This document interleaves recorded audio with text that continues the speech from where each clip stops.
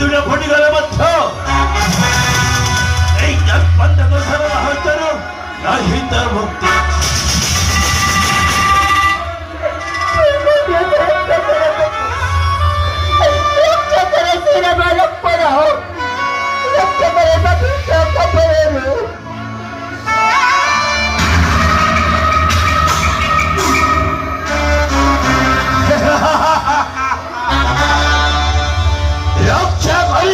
Shriram Lakshman Ravan কপণ